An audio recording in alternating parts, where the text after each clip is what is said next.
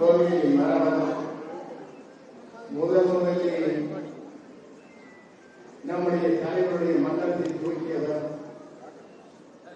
அவருக்காக அர்ப்பணியாற்றியவர், உங்கள் நெஞ்சங்களில் நிறைந்து வாழ்ந்து கொண்டிருக்கிற ஆற்றுமிக்க மாவட்டத்துடைய கழகத்தின் செயலாளர் விஜய் பாலாஜி அவர்களே,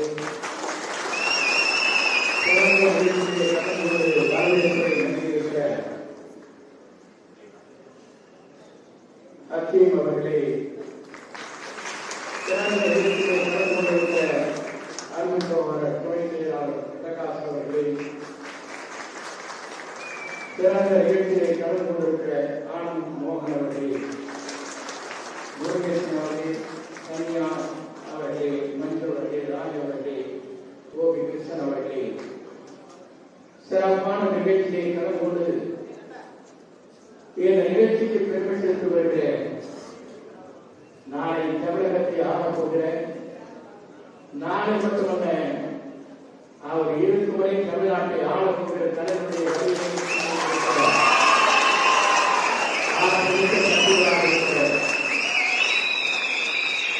சிவன் சக்தியாக விளங்கிக் கொண்டிருக்கிற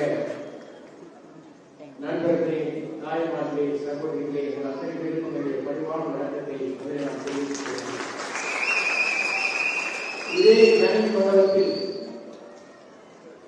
1989 கூட்டம் பேசி அது புரட்சித் தலைவர் அம்மாவுடைய பயணத்தை மேற்கொண்டது. அதற்கு முன்னாலே புரட்சித் தலைவர் கூட்டம்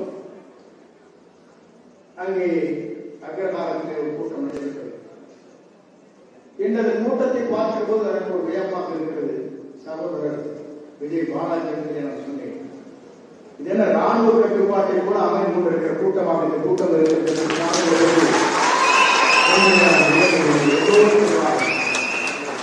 ஆர்ப்பரித்து வருகிற கூட்டம், இளையரக்கம், ஓடுகின்ற பாம்பை மிதிக்கின்ற கூட்டம்.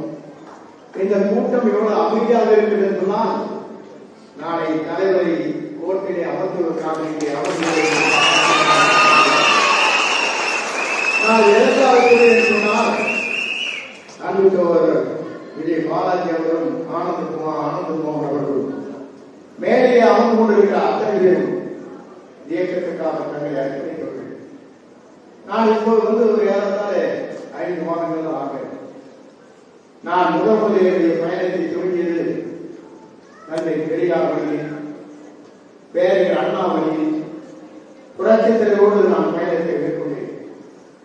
நான் 1977 நான் முதலில் தேர்தல் இருக்கின்ற போது உங்களை போன்ற வயதுதான், 26 வயதிலே நான் சட்டமன்ற உறுப்பினர், 9 முறை சட்டமன்ற உறுப்பினர்.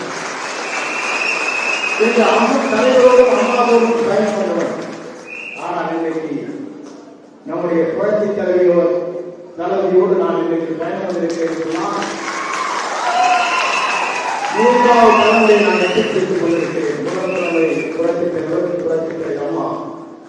நாளை தமிழகத்தை ஆளப்போகிற நம்முடைய வெற்றி தலைமை தான் யாராலும் மாற்றி காட்ட முடியாது. நான் எதற்காக சொல்கிறேன் சொன்னால், எனக்கு தெரியும் எங்கே செல்கிறோம், எந்த பாதையை செல்கிறோம், எந்த பாதையை சென்றால் மக்களுக்கு செயல்படுத்த முடியும் என்பதை நான் புரிந்து கொண்டுதான் என்னை தூக்கி எறிந்தார்கள். தூக்கி எறிந்தவரை தாங்கி பிடித்தவர்கள் நம்முடைய தலைமை என்பதை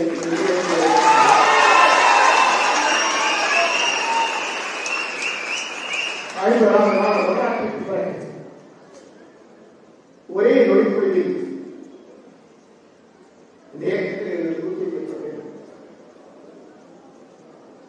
ஆனால் இன்றைக்கு நீங்கள் பின்னாலே இருந்து கொண்டிருக்கிறீர்கள். காரணம் போது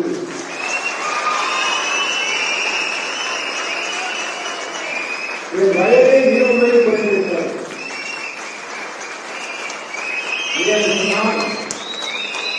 நல்லவர் எங்கே இருக்கிறாரோ நல்லவரை அழைத்திருக்கிறார். நான் இன்றைக்கு சொல்லுகிறேன்,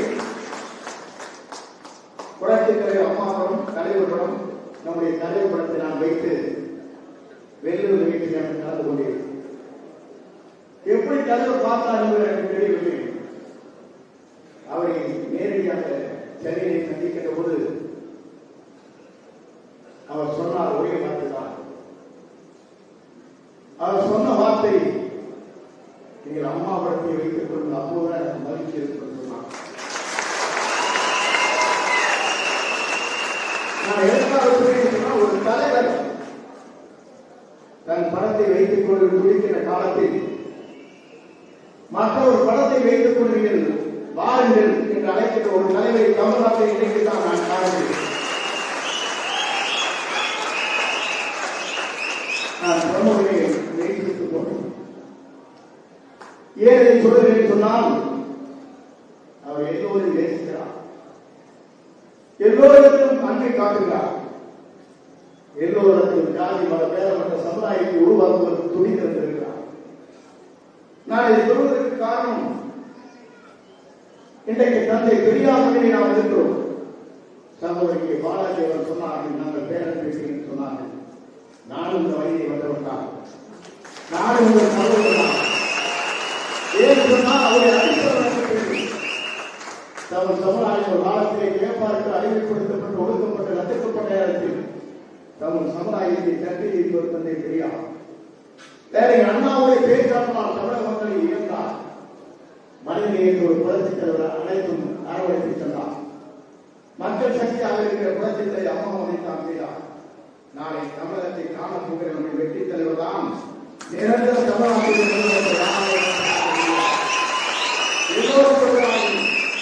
திமுக எதிர்ப்பு எந்த சக்தி என்று கேட்டார்.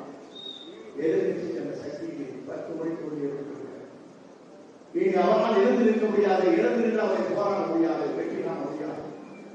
வெற்றியை காணுகிற ஒரே தலைவர் தான் நம்முடைய தலைவர் என்பதை நான் சொல்வதற்காக எல்லோரும் பேசினார்கள், பேசிக் கொண்டே இருக்கிறார். நான் உங்களை சொல்ல விரும்புகிறேன், திமுக கூட புரட்சித் தலைவருக்கு பிறகு புரட்சித் தலைவர் அம்மாவுக்கு பிறகு வீழ்த்தும் சக்தி மூலத்தில் இருக்கிறதா? இல்லை.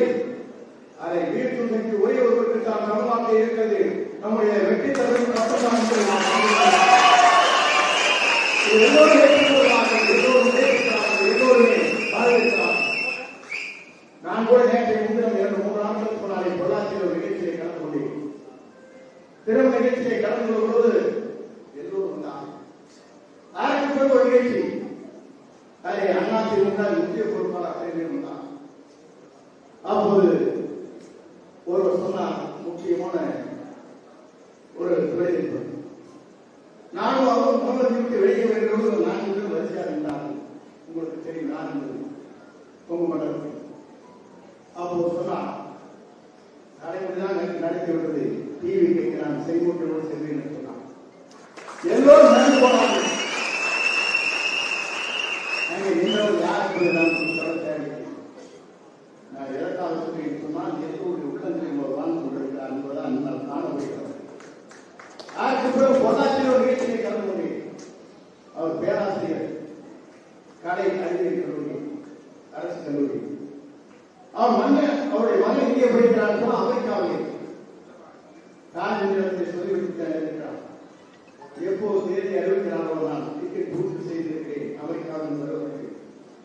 நான் வந்து விஜய் அங்கே வெற்றிவிட செய்துவிட்டு தான் போவேன் என்று சொல்கிறார் சொன்னால், இந்திய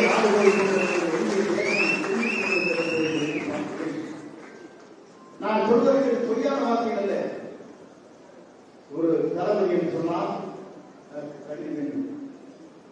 திரையுலகத்தில் உச்சகட்டத்தில் இருப்பவர், ஜனநாயகத்தை முறைக்கிறாலும் ஜனநாயகத்தை காப்பதற்காக வந்திருக்கிற ஒரே தலைவர் நம்முடைய வெற்றி தலைவர். 23 நம்மைத்தான் தாக்குகிறார். யாரையாவது தாக்குகிறார் சொன்னால் ஏன்? நான் நாளை ஆட்சியை பிடிக்கப் போகின்ற அச்சத்தின் காரணமாக, துடித்தின் காரணமாக ஏமாற்றுவோம் என்று துடித்திருக்கிறார்.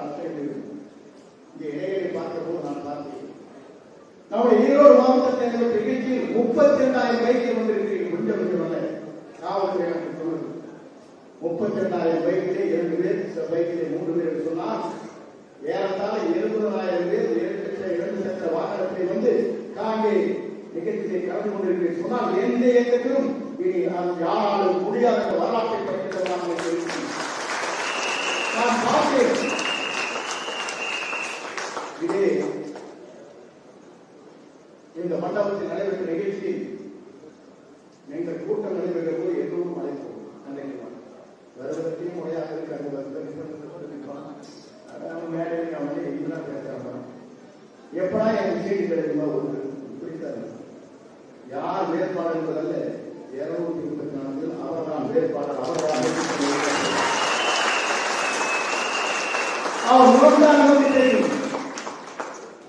அந்த முகம்தான் நாளை தமிழகத்தை ஆளப்போகிறோம்.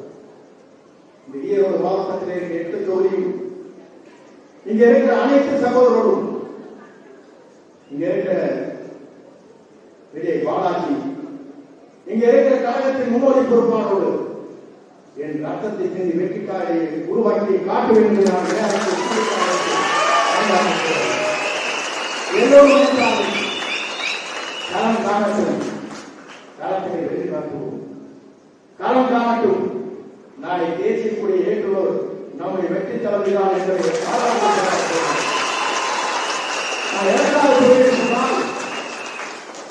நான் அம்மாவோட சுற்றுப்பயணத்தை 14 கோடி சுற்றுப்பயணத்தை தமிழகம் முழுவதும் சென்றிருக்கிறேன். புரட்சித் தலைவருக்கு குழு அனுப்பியிருக்கிறேன்.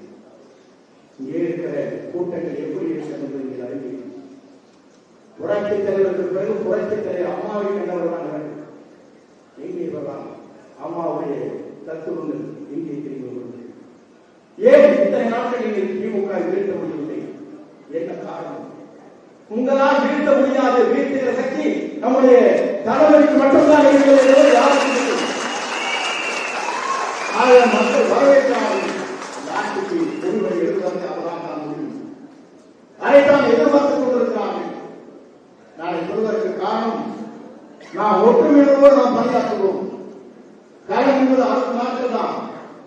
இந்த 60 நாட்களிலே நம்முடைய பணிகள் நாளை எதிர்கால தமிழகத்தை உருவாக்குவதற்கு, நல்லாட்சி தமிழகத்தை இந்தியாவை திரும்பி பார்ப்பதற்கு, இனி தமிழகத்தை பார்த்துத்தான் இந்திய மாநிலங்களை ஆளப்போகிற என்ற வரலாற்றை படிப்பதற்கு நாம் மக்களும் ரத்தம் கொண்டுவோம். ஏழு முன்னாள் மற்றொரு போறது ஒரு இயக்கத்தில் நீங்கள் பார்க்கும் போது 10 பேர் சீட்டு கேட்கிறாங்க. சீட்டு தெரியல என்ன ஆகும் தெரியும்.